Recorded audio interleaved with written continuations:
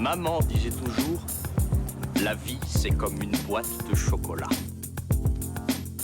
La première règle du Fight Club est, il est interdit de parler du Fight Club. My name's Bond. James Bond. Je suis ton père. Bienvenue dans ce nouveau numéro de votre rendez-vous hebdomadaire consacré au cinéma. C'est tous les jeudis soirs, je m'appelle Emeric et je vous retrouve pour parler de l'actualité ciné avec 5 infos que j'ai soigneusement sélectionnées, puis je vous conseillerai à la fin de cette émission un film que vous pourrez regarder de chez vous, à défaut bien sûr d'avoir des salles de cinéma ouvertes. Alors sans plus attendre, passons tout de suite aux news. La première info est une info qui m'a assez interpellé ce week-end. Chloé Zhao, celle qui a réalisé Nomadland avec Frances McDormand qui va sortir dans quelques mois, est en passe de réaliser un film de science-fiction pour Universal Pictures qui sera une adaptation du mythe de Dracula dans un western futuriste. Comprenez bien, Dracula, science-fiction, western futuriste. Je sais pas ce que ça va donner, en tout cas j'ai très hâte. C'est The Hollywood Reporter qui nous donne cette information. Donc voilà, très hâte de voir ce que ce projet donnera. Cette semaine a été révélée la liste des films nominés pour les Césars 2021. Alors parmi toutes les catégories, on peut entre autres citer Les choses qu'on dit, Les choses qu'on fait, nommé il me semble 12-13 fois, ou encore Adieu les cons de Albert Dupontel qui a eu un bon lot de nominations. Donc voilà, je vais pas en dire plus, j'ai hâte de voir ce que ça va donner. Après les Césars, je vous cache pas que c'est une cérémonie qui moi personnellement me parle pas trop, j'y accorde pas énormément d'importance, mais voilà, très hâte et très content aussi pour les quelques films. Je pense à Tout simplement Noir de Jean-Pascal Zadi qui concourt dans une catégorie. Je pense aussi à l'actrice de Felicita de Bruno Merle qui a été nominée également. Donc voilà, très content pour quelques petits films qui j'espère recevront une petite statuette, ça fera extrêmement plaisir. Et comme chaque semaine, c'est l'heure de notre point Snyder Cut. Jingle. C'est le point Snyder Cut. Alors, la Snyder Cut, c'est quoi ? C'est la version revue et corrigée de 4 heures de Zack Snyder du film Justice League qui est sorti en 2017. Alors, le film sera disponible sur la plateforme de streaming HBO Max aux États-Unis le 18 mars prochain. Et quelles sont les news de la semaine de cette Snyder Cut ? Eh bien, tout simplement, dans Vanity Fair, Zack Snyder a donné une interview où il parle du Joker. Jared Leto, qu'on avait vu dans Suicide Squad de David Ayer, dans le rôle du Joker, va revenir dans cet univers DC Comics. Alors Zack Snyder souligne l'importance pour lui qu'était de confronter son Batman incarné par Ben Affleck et le Joker de Jared Leto. On a également Junkie XL, célèbre compositeur de musique de film qui a terminé la bande originale de cette nouvelle version du film. Il avait été remplacé dans le film Justice League de 2017 par Danny Elfman, alors que Junkie XL avait signé la musique du film précédent, à savoir Batman v Superman, l'Aube de la Justice. Il a également signé, je pourrais vous citer celle de Mad Max Fury Road par exemple. Donc voilà, il a annoncé sur les réseaux sociaux que sa partition était terminée. Il s'en est d'ailleurs même félicité. Il avait l'air d'être très heureux via son compte Twitter. Donc voilà, c'est tout ce qu'on pouvait dire sur la Snyder Cut cette semaine. Ah oui, non, attendez aussi, grosse news, une nouvelle bande-annonce sera révélée dimanche. Une nouvelle actu qui nous est rapportée par Deadline, le groupe Disney qui a racheté il y a quelques temps 20th Century Fox a décidé de fermer le studio d'animation de la Fox, intitulé Blue Sky, et c'est donc un licenciement de 450 employés de ce studio d'animation qui est à l'origine de la saga L'Âge de Glace ou encore Rio ou plus récemment Les Incognitos. Alors bien sûr, triste nouvelle et en même temps quelque peu prévisible puisqu'avant la 20th Century Fox était un concurrent direct de Disney avec la filiale de Disney d'animation qui est bien sûr Disney Pixar. La Fox avait Blue Sky, les deux se tiraient un peu dans les pattes en termes de films d'animation et donc Disney fait le ménage après bien sûr avoir acheté la 20th Century Fox.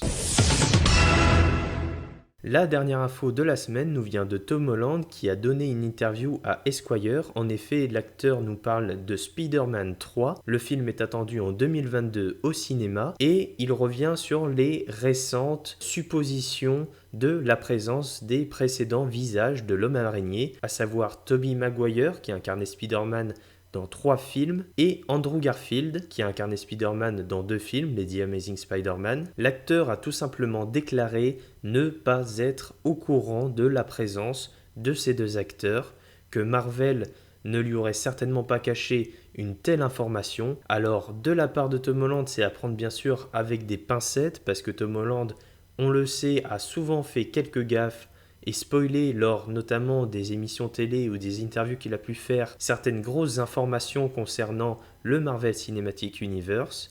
Alors, est-ce que Tom Holland bluffe ou dit-il la vérité? Ne verra-t-on pas d'autres Spider-Man que lui dans ce Spider-Man 3? Réponse en 2022. Et c'est l'heure du film de la semaine, et cette fois-ci je vous parle d'un film américain réalisé par Alexi Alexander, c'est sorti en 2008 et ça s'appelle Punisher Warzone. This city is under some kind of terror threat. He said something big was gonna happen. Somebody has to punish the corrupt.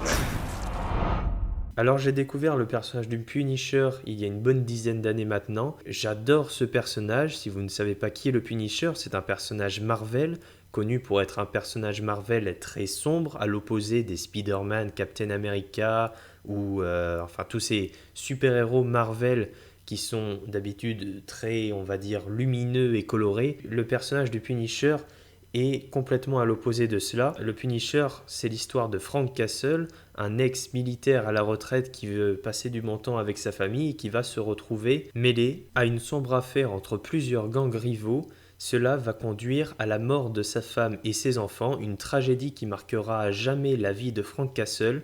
À partir de ce moment-là, il va décider d'utiliser toutes ses connaissances en matière d'armes, de tactique et d'élimination qu'il a appris lors de ses années dans les forces spéciales américaines pour traquer et tuer les gangs de New York. Frank Castle va ainsi devenir un justicier violent, capable de tout pour éliminer les mafieux et les criminels. Et comme il le dit, ça n'est pas une vengeance, c'est une punition. Alors Punisher Warzone, c'est ça, c'est Ray Stevenson qui incarne le personnage et qui va décider de traquer un ennemi incarné par Dominic West dans le personnage de Jigsaw. Mais dans sa traque acharnée, Frank va malencontreusement éliminer un policier infiltré. Il va donc essayer de se faire pardonner auprès de sa femme et de sa fille, qui vont être alors prises pour cible par Jigsaw et son gang. Le Punisher va alors devoir jouer les protecteurs, les anges gardiens, et en finir définitivement avec cette bande de malfrats. Alors pourquoi est-ce que j'aime Punisher Warzone? Eh bien tout simplement parce que c'est du jamais vu dans l'univers Marvel,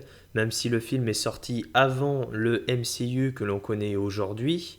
Le film est sorti à une époque où Marvel produisait des films indépendants. Alors parfois ça fonctionnait, c'était la bonne méthode, parfois ça ne fonctionnait pas vraiment, et c'est le cas de Punisher Warzone qui est sorti au cinéma aux États-Unis en 2008 donc, mais qui n'est pas sorti au cinéma chez nous en France à cause de son mauvais accueil par le public américain. Il est sorti directement en DVD chez nous un an plus tard. Et quel dommage, qu'est-ce que j'aurais voulu voir ce film au cinéma, tout simplement parce que la photographie du film est incroyable, vous avez des plans tellement travaillés, tellement iconiques, la plupart du film se déroule la nuit, et la réalisatrice Lexi Alexander, qui était à l'origine cascadeuse, a réussi à utiliser cet univers noir et sombre pour donner une véritable identité visuelle au film et faire des images tout simplement qui marquent, qui restent dans la tête. Que dire d'autre sur Punisher Warzone à part le fait que c'est un véritable ovni dans l'univers Marvel,